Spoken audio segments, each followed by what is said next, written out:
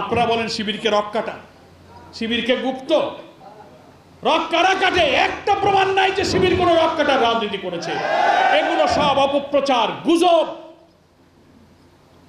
মিথ্যা ফটোকার্ড দিয়ে মিথ্যা কথা বলে মানুষকে বিভ্রান্ত করবে না। গুপ্ত আপনার শিবিরকে বলেন। জনগণ যদি বলে যে 17 বছর যারা দেশে না থেকে এখন আসছে তারাই গুপ্ত ছিল, জনগণ যদি বলে সরকারের মধ্যে উপদেষ্টায় লুকিয়ে থেকে তারা এখন পররাষ্ট্রমন্ত্রী হয়েছে, আপনি গুপ্ত।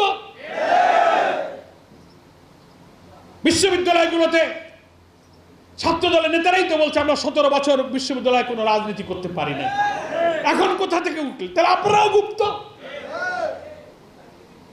যত দোষ নন্দ ঘোষ, আপনাদের এই সমস্ত প্রচার হচ্ছে মিথ্যা গুজব।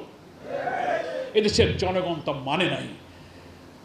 ফলে আপনারা 5 কোটি মানুষের ভোটের প্রতি আস্থা রেখে গণভোটের রায়কে বাস্তবায়ন করুন।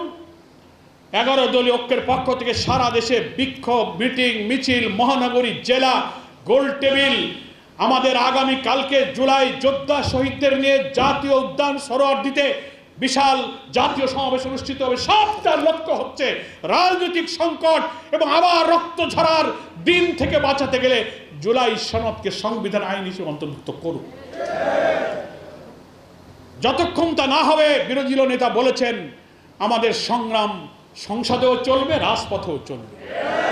ভোটের দিনে সকাল থেকে ভোটাররা নিরাপদে ভোট কেন্দ্রে গিয়েছে, ভোট দিয়েছে, মারামারি গন্ডগোল বড় ধরনের কিছু হয় নাই। বাইরে থেকে দেখতে মনে হয়েছে ভোট গ্রহণ পর্যন্ত ঠিক আছে, কিন্তু ভোট গ্রহণের পর গণনা,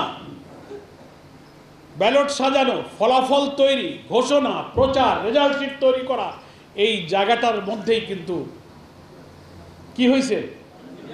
ইঞ্জিনিয়ারিং। এটা একটা এক্সট্রা অর্ডিনারি ক্যাপাসিটি যারা করেছে তাদের। আজকের এই সম্মেলনে এই পর্যায়ে সংগঠন বাংলাদেশ জামাত ইসলামী, আসসালামু আলাইকুম ওয়া রাহমাতুল্লাহি ওয়া বারাকাতুহু।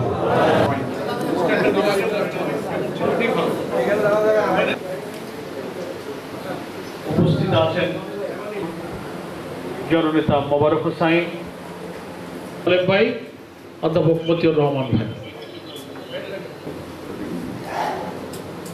17 জন শহীদ সাথে আজকের এই সম্মেলনে আমাদেরকে মিলিত হওয়ার অনেক ঘটনা, অনেক ইতিহাস আছে, কিন্তু ঝিনাইদহ 15 জন শহীদের খবর আছে।